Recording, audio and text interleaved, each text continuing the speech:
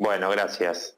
No, le decía que al diputado Pastori recordarle que el expresidente Macri reconoció, luego de aparecer los datos en Panama Paper, estar vinculado a empresas offshore en paraísos fiscales, ¿no? Entonces, digo, para tenerlo en cuenta, para no hablar de otros funcionarios del ex gobierno de Cambiemos. Estamos hablando de bienes registrados, ¿no? Sobre este tema, presidente, nosotros hemos presentado un proyecto de impuesto a las grandes fortunas, a la ganancia de los bancos, grandes empresas, etcétera.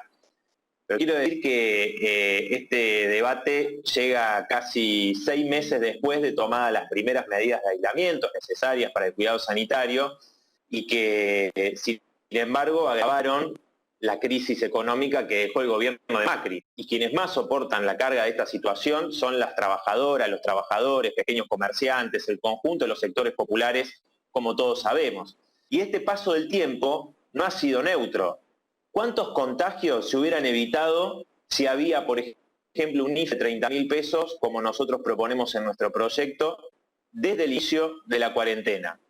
Hoy, por ejemplo, en Guernica y en otros asentamientos se encuentra un patrón en común, que es que miles de personas que tuvieron que elegir entre darle de comer a sus hijos o pagar el alquiler.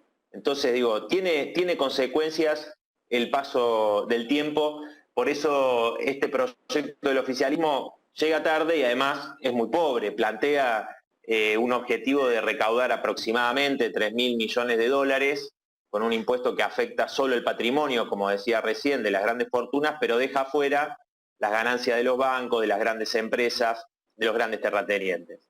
Y el monto de lo que se va a recaudar es inferior a lo que se pagó este año en concepto de deuda a los acreedores extranjeros y a los organismos de crédito internacionales como el FMI, como nos respondió, es un dato que nos dio el jefe de gabinete cuando nosotros consultamos en su última visita, ¿no? Entonces, esto, digo, para decir una primera consideración. Sin embargo, a pesar de esto, de que es muy pobre y demás, los miserables de siempre ya están poniendo el grito en el cielo y dicen que este pequeño impuesto va a afectar las inversiones en el país, cuando durante 4 años de gobierno de Macri se la pasaron bajando impuestos a las patronales y anunciando la famosa lluvia de inversiones que, como sabemos, nunca llegó. Lo que sabemos que llegó fue un tsunami de fuga de capitales que, según el informe del Banco Central, alcanzó 86.000 millones de dólares entre el 2015 y el 2019, y que fueron justamente a parar a esos paraísos fiscales, a engrosar el dinero de los grandes empresarios en el exterior, que supera el equivalente a un PBI, y como ya hemos dicho, esto demuestra que se han fugado un PBI. Entonces, presidente, es mentira lo que nos dicen los liberales de que hay una presión fiscal insoportable en la Argentina. Las estadísticas del Banco Mundial, entre otros, muestran que la recaudación como porcentaje del PBI es menor en Argentina que en muchos países que se toman como supuestos modelos por parte de estos sectores. Es decir, lo que hay en nuestro país realmente es una evasión impositiva escandalosa. Fíjese que Argentina está entre los 5 países con mayor evasión impositiva del mundo. Es raro que ahora no vengan a decir que hablar de cumplir las leyes, etcétera, son verdaderamente unos caraduras estos sectores que son reales realmente, ¿no? Entonces, le agrego un dato. Según una ONG que está especializada en esta cuestión, las empresas multinacionales en Argentina evadieron impuestos por 21.406 millones de dólares solamente en el año 2016. Con esos recursos, solo de un año, la evasión de un año, se podría urbanizar el 80% de los barrios populares del país. Un problema que está ahora explotando, el problema estructural de vivienda, pero claro, los escuchamos tanto a la oposición como de los que gobiernan hablar hoy de la ilegalidad de quienes ocupan las tierras porque no tienen a dónde vivir.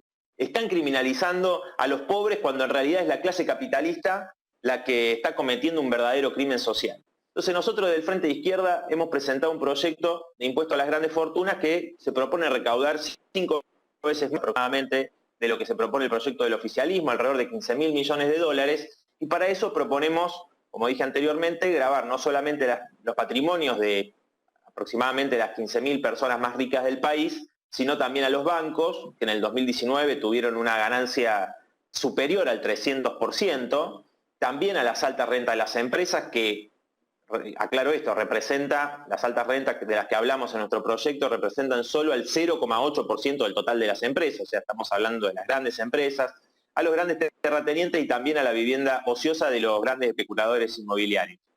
Las asignaciones específicas que proponemos, en primer lugar, otorgar un IFE de 30.000 pesos a todas las personas que se quedaron sin ingresos durante la pandemia, los trabajadores y trabajadoras informales, pequeños comerciantes, monotributistas.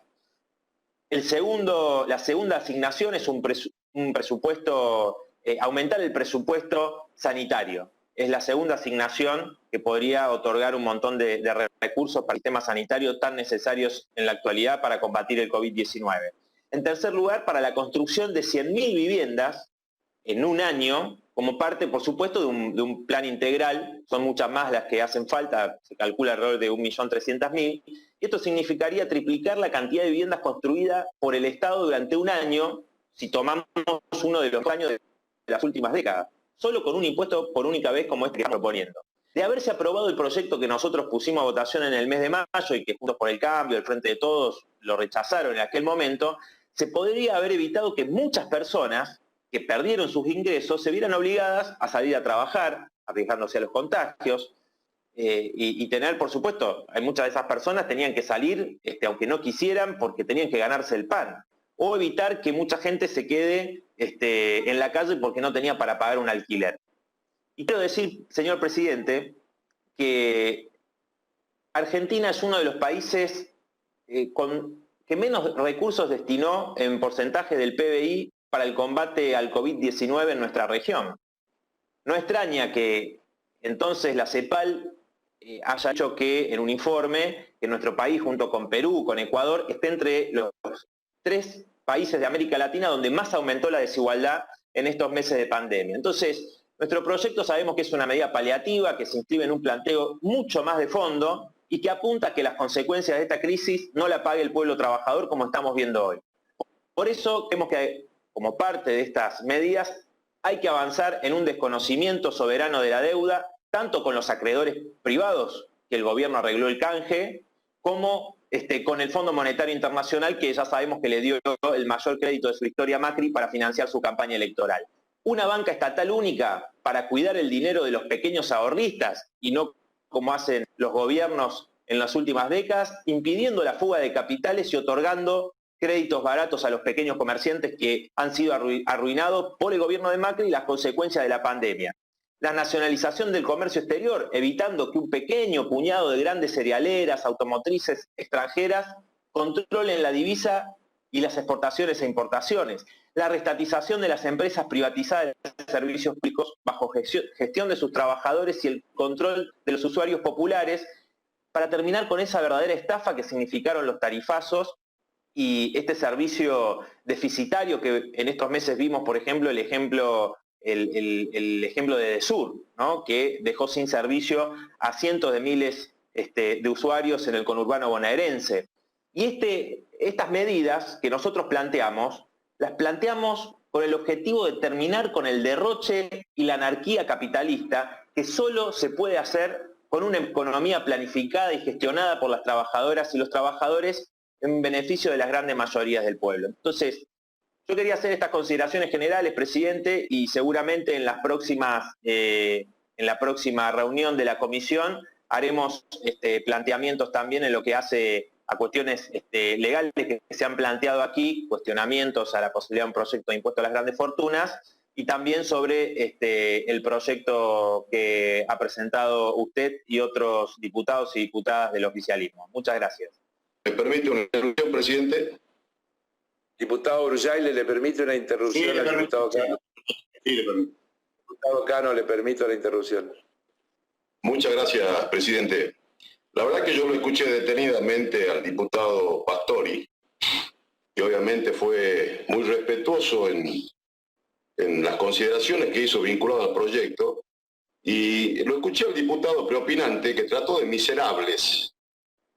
Me gustaría que específicamente diga a quién se refiere.